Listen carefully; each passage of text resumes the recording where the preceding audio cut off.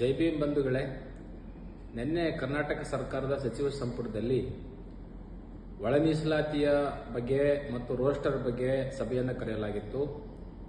ಈ ಸಭೆಯಲ್ಲಿ ಕರ್ನಾಟಕ ಸರ್ಕಾರದ ಸಚಿವ ಸಂಪುಟದ ಮುಂದೆ ಈಗಾಗಲೇ 2 ವರ್ಷಗಳಿಂದ ಬಹಳ ದ್ವಂದ್ವಕ್ಕೊಳಗಾಗಿದ್ದಂತಹ ಈ ಮೀಸಲಾತಿ ವಿಚಾರದಲ್ಲಿ ಸಾಮಾನ್ಯ ವರ್ಗ, ಎಸ್ಸಿ ಎಸ್ಟಿ ಒಬಿಸಿ ವರ್ಗದ ಎಲ್ಲ ವರ್ಗದ ವಿದ್ಯಾರ್ಥಿಗಳಿಗೆ ಉದ್ಯೋಗದಲ್ಲಿ ತೊಂದರೆ ಆದಂತಹ ಕಾರಣದಿಂದ ಮತ್ತೆ ರಾಜ್ಯಾದ್ಯಂತ ಹೋರಾಟಗಳು ಜೋರಾಗಿ ಶುರುವಾದಂತಹ ಕಾರಣದಿಂದ ಸಚಿವ ಸಂಪುಟದಲ್ಲಿ ಒಂದು ತೀರ್ಮಾನವನ್ನು ತೆಗೆದುಕೊಳ್ಳಲಾಗಿದೆ.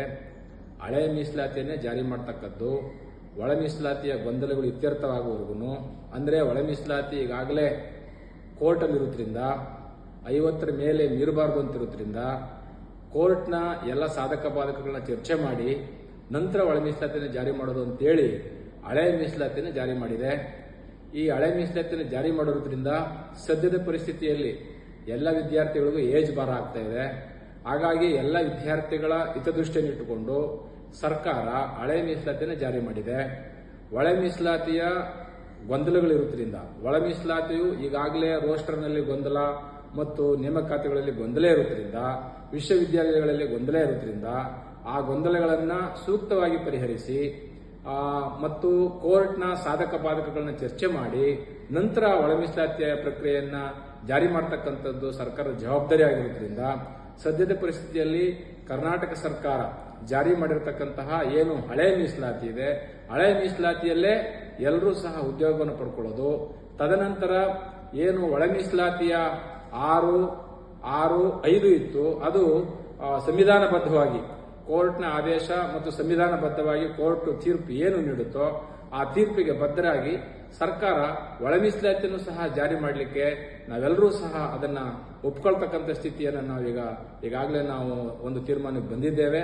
ಹೀಗಾಗಿ ರಾಜ್ಯದ ಎಲ್ಲ ಬಂಧುಗಳಲ್ಲಿ ನಾವು ಕೇಳ್ಕೊಳ್ಳೋದು, ಹಳೆ ಮೀಸಲಾತಿಯನ್ನು ಏನು ಸರ್ಕಾರ ಜಾರಿ ಮಾಡಿದೆ ಆ ಮೀಸಲಾತಿಯನ್ನ ಸಮರ್ಪಕವಾಗಿ ಬಳಸಿಕೊಂಡು ಕೋರ್ಟ್ನ ತೀರ್ಪಿನ ಬಳಿಕ ನಾವು ಒಳ ಮೀಸಲಾತಿಯ ಗೊಂದಲವನ್ನು ಸಹ ಪರಿಹರಿಸಿಕೊಂಡು ಮುಂದಿನ ದಿನಗಳಲ್ಲಿ ಒಳ ಮೀಸಲಾತಿ ಜಾರಿಯನ್ನು ಏನಾದರೂ ಕೋರ್ಟ್ ಸಿಂಧುತ್ವ ಮಾಡಿ ಒಳ ಮೀಸಲಾತಿಯನ್ನು ಜಾರಿ ಮಾಡಬಹುದು ಅಂತ ಹೇಳಿದ್ರೆ ಮುಂದಿನ ಪ್ರಕ್ರಿಯೆಗಳನ್ನ, ಒಳ ಮೀಸಲಾತಿ ಪ್ರಕ್ರಿಯೆಗಳನ್ನ, ಸಾಧಕ ಬಾಧಕಗಳನ್ನ ಚರ್ಚೆ ಮಾಡಿ ಒಳ ಮೀಸಲಾತಿಯನ್ನು ಜಾರಿ ಮಾಡಲಿಕ್ಕೆ ನಮ್ದು ಯಾವುದೇ ಅಭ್ಯಂತರ ಇಲ್ಲ ಅಂತಕ್ಕಂತಹ ಮಾತುಗಳನ್ನು ವ್ಯಕ್ತಪಡಿಸ್ತಾ, ರಾಜ್ಯದ ಎಲ್ಲ ವಿದ್ಯಾರ್ಥಿಗಳು ಬಹಳಷ್ಟು ದಿನಗಳಿಂದ ಉದ್ಯೋಗದ ಭರವಸೆಯಿಂದ ಇದ್ದಂತಹ ವಿದ್ಯಾರ್ಥಿಗಳಿಗೆ ಬಹಳ ತೊಂದರೆ ಆಗಿದೆ.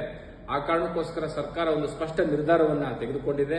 ಸರ್ಕಾರದ ನಿರ್ಧಾರವನ್ನು ಸ್ವಾಗತ ಮಾಡ್ತಾ ಮುಂದಿನ ದಿನಮಾನಗಳಲ್ಲಿ ಸಾಂವಿಧಾನಿಕವಾಗಿ ಸಂವಿಧಾನಬದ್ಧವಾಗಿರತಕ್ಕಂತಹ ಒಳ ಮೀಸಲಾತಿಯನ್ನು ಜಾರಿ ಮಾಡಿ ಅಂತ ಏನಾದರೂ ಕೋರ್ಟ್ ಆದೇಶ ಕೊಟ್ಟರೆ ಒಳ ಮೀಸಲಾತಿಯನ್ನು ಜಾರಿ ಮಾಡತಕ್ಕಂಥ ಕಾನೂನುಗಳನ್ನ ಬಹಳ ಸ್ಪಷ್ಟವಾಗಿ ಯಾರಿಗೂ ಅನ್ಯಾಯ ಆಗದ ರೀತಿಯಲ್ಲಿ 6.5ರ ಪ್ರಮಾಣದಲ್ಲಿ ಮಾಡತಕ್ಕಂಥ ಪ್ರಕ್ರಿಯೆಯನ್ನು ಸರ್ಕಾರ ಮಾಡಬೇಕಾಗುತ್ತೆ ಅಂತಕ್ಕಂಥ ಮಾತುಗಳನ್ನ ಈ ಸಂದರ್ಭದಲ್ಲಿ ಕೇಳ್ತಾ, ಈಗ ABC ಏನು ಪ್ರವರ್ಗಗಳಿತ್ತು ಆ ಪ್ರವರ್ಗ ಈಗಾಗಲೇ ಇಲ್ಲದೇ ಇರೋದ್ರಿಂದ ಹಳೆ ಮೀಸಲಾತಿಯನ್ನೇ ಜಾರಿ ಮಾಡಬೇಕು, ಮತ್ತೆ ಹಳೆ ಜಾತಿ ಸರ್ಟಿಫಿಕೇಟ್ಗಳನ್ನೇ ಮಾನ್ಯ ಮಾಡಬೇಕು. ಇದನ್ನ ಸರ್ಕಾರ ಕೂಡಲೇ ಸುತ್ತೋಲೆ ಹೊರಡಿಸಿ ಹಳೆ ಮೀಸಲಾತಿಯನ್ನು ಪಡ್ಕೋಬೇಕಾದ್ರೆ ಹಳೆ ಜಾತಿಯ ಪ್ರಮಾಣ ಪತ್ರಗಳು ಸಿಂಧುತ್ವ ಆಗ್ತವೆ. ಈಗಾಗಲೇ ಹೊಸ ಜಾತಿ ಪ್ರಮಾಣ ಪತ್ರವನ್ನು ಪಡ್ಕೊಂಡಿದ್ದಾರೆ.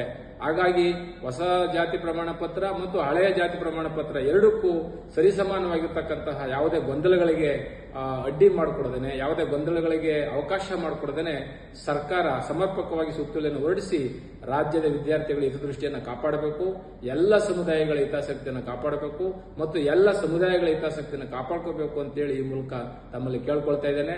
ಸರ್ಕಾರದ ಒಂದು ನಿರ್ಧಾರ, ಸಚಿವ ಸಂಪುಟದ ನಿರ್ಧಾರ ಅದು ಈ ಸಂದರ್ಭಕ್ಕೆ ಸೂಕ್ತವಾಗಿದೆ. ಮುಂದಿನ ದಿನಗಳಲ್ಲಿ ಸಂವಿಧಾನಬದ್ಧವಾಗಿರತಕ್ಕಂಥ ಕೋರ್ಟ್ನ ತೀರ್ಪನ್ನು ಪರಿಗಣಿಸಿ ನಾವೆಲ್ಲರೂ ಸಹ ಒಳ ಮೀಸಲಾತಿಗೆ ಸಕ್ರಿಯವಾಗಿ ಅದನ್ನು ಸಮಾನವಾಗಿ ಪಡ್ಕೊಳ್ಳೋಣ ಅಂತಕ್ಕಂಥ ಮಾತುಗಳನ್ನ ಈ ಸಂದರ್ಭಕ್ಕೆ ಕೇಳ್ತಾ ಇದ್ದೇನೆ. ಜೈ ಭೀಮ್, ಜೈ ಭಾರತ್.